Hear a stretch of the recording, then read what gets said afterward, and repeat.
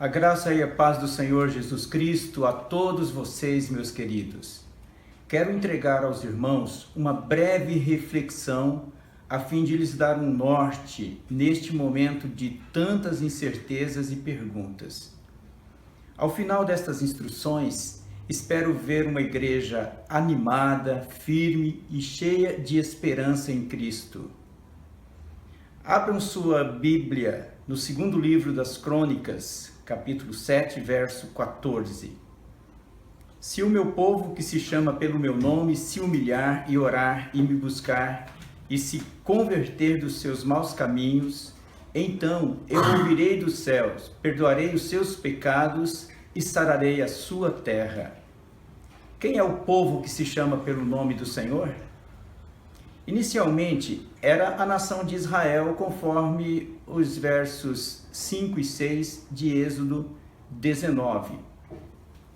Agora, pois, se diligentemente ouvirdes a minha voz e guardardes a minha aliança, então sereis a minha propriedade peculiar dentre todos os povos, porque toda a terra é minha, e vós me sereis reino de sacerdotes e nação santa.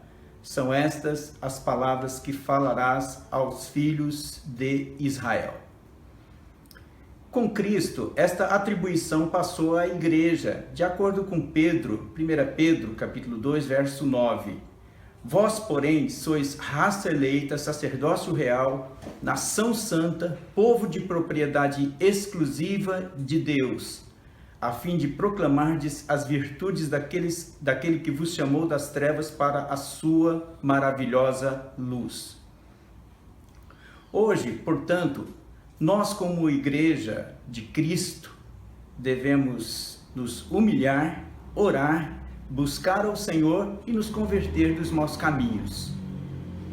Além das 4 expressões atribuídas por Pedro à igreja, deixo com vocês mais algumas que revelam o amor de Deus pelos seus filhos e também a responsabilidade que recai sobre nós diante da presente situação. Um desses nomes, ou melhor, 2 para iniciar aqui, olha, Igreja do Deus Vivo e Filhos do Deus Vivo. Estes nomes mostram que somos uma igreja viva, temos a vida de Cristo em nós. Depois nós temos povo de Deus, amados em Deus Pai, amados de Deus, eleitos de Deus. Estes nomes indicam que nós não estamos desamparados, somos protegidos e estamos bem guardados por aquele que tanto nos ama, o Senhor. Depois nós temos outros nomes, olha aí. Servos de Cristo, servos de Deus, fiéis em Cristo Jesus, santos em Cristo Jesus, santificados em Cristo Jesus, santos e fiéis irmãos em Cristo, santuário de Deus ou do Deus vivente. Esses nomes lembram o nosso compromisso de servir com fidelidade e santidade a Jesus e ao ministério onde o Senhor nos colocou. Ainda nós temos a expressão corpo de Cristo, bem conhecida dos irmãos, né? Conscientizam-nos de que somos membros do mesmo corpo e que, portanto, devemos manter a comunhão e a unidade, ainda que distantes fisicamente.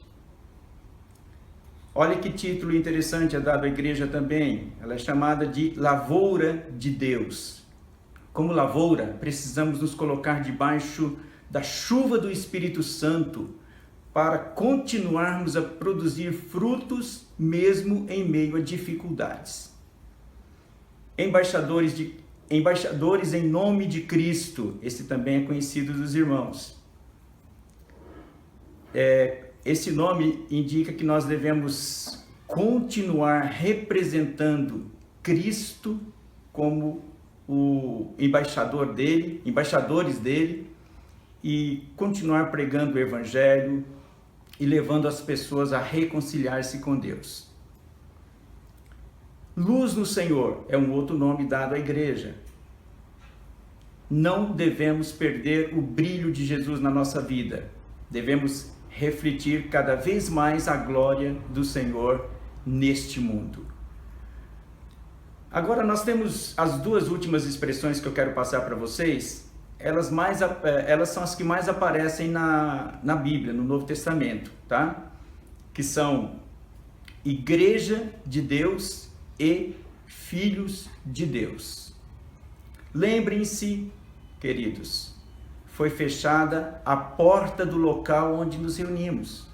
Mas a Igreja de Deus, a verdadeira Igreja de Deus, está aberta para adorar o Senhor, servirmos uns aos outros e evangelizar o mundo. Embora por breve tempo, queridos, nós estamos privados de ter contato físico uns com os outros, todavia, como filhos de Deus, devemos manter o contato direto com o nosso Pai Celestial. Agora vamos analisar as 4 atitudes que a Igreja de Deus deve tomar. Primeiro, humilhar-se. Envolve o reconhecimento dos próprios erros.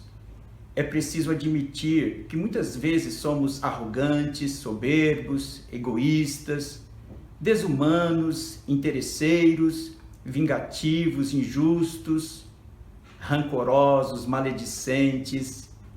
Isso nos nossos relacionamentos horizontais.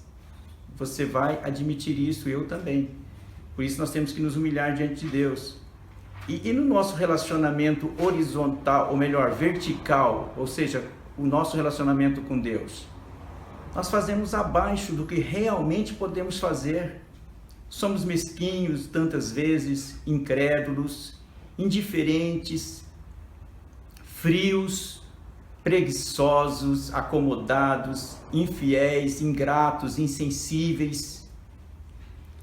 Também somos autossuficientes, autoconfiantes. Então olha como nós precisamos reconhecer e nos humilhar diante de Deus. É só assim que nós vamos alcançar a misericórdia de Deus.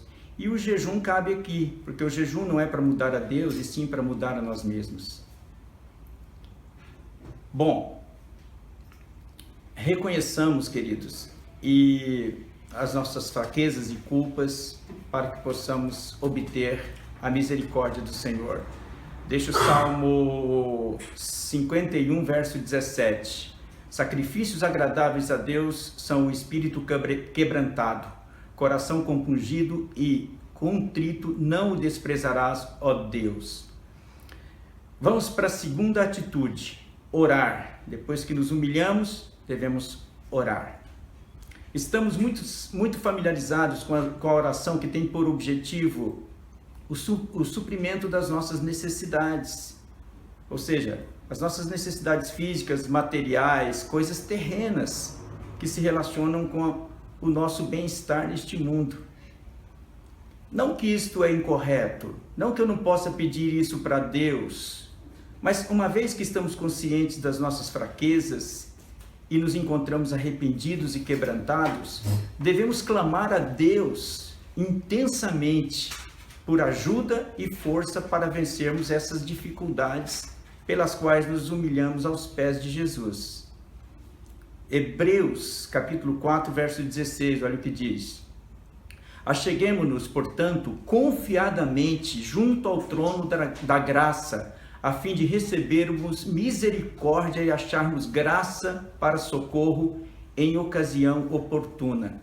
Uma vez que nós nos humilhamos diante do Senhor, é o momento de nós recebermos ajuda e socorro, porque é a ocasião certa, apropriada, oportuna.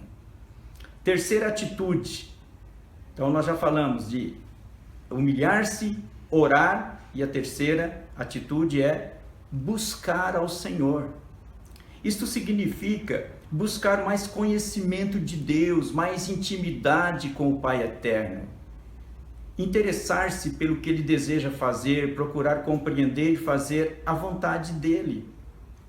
Também quer dizer adorá-lo, amar e servir a Ele de todo o coração.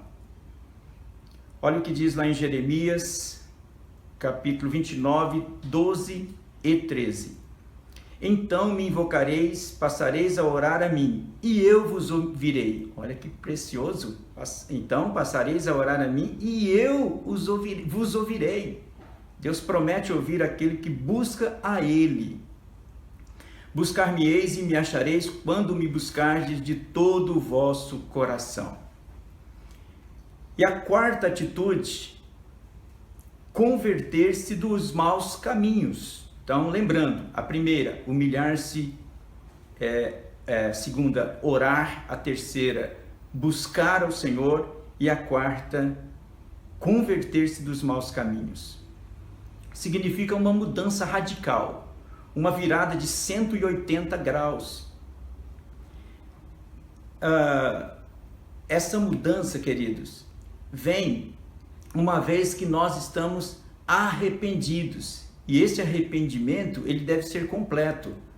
É um arrependimento que começa com uma mudança de pensamento e termina com uma transformação de hábitos, costumes e palavras, envolvendo inclusive o abandono de muitas práticas. Eu deixo aqui para esse ponto Hebreus capítulo 12, 12 e 13. Por isto, restabeleceis as mãos descaídas e os joelhos trôpegos, e fazei caminhos retos para os pés, para que não se extravie o que é manco, antes seja curado. Então nós temos que fazer caminhos para os caminhos retos para os pés.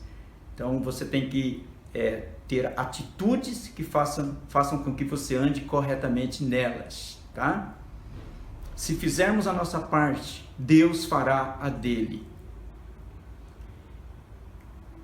Qual é a parte de Deus? De acordo com esse versículo que nós lemos, o segundo Crônicas 7:14, depois que ele diz, vamos repetir o versículo aqui: se o meu povo que se chama pelo meu nome se humilhar e orar e me buscar e se converter dos seus maus caminhos, agora a parte de Deus, eu ouvirei dos céus, perdoarei os seus pecados e sararei a sua terra. Então, uma vez que nós tomamos as atitudes corretas, ele vai fazer a parte dele. Deixo ainda 2 versos com vocês aqui, tá bom? Zacarias, capítulo 1, verso 3. Portanto, Portanto, dize-lhes, assim diz o Senhor dos Exércitos, tornai-vos para mim, diz o Senhor dos Exércitos, e eu me tornarei para vós outros, diz o Senhor dos Exércitos. Essa mesma ideia aparece em Tiago, capítulo 4, verso 8 e também o verso 10, que diz assim, para a gente encerrar: chegai-vos a Deus, e ele se chegará a vós outros. Purificai as mãos, pecadores, e vós que sois de ânimo dobre, limpai o coração. Humilhai-vos na presença do Senhor, e Ele vos exaltará. Deus abençoe vocês. Fiquem na graça e na paz do Senhor Jesus. Espero que esta palavra muito tenha edificado a todos.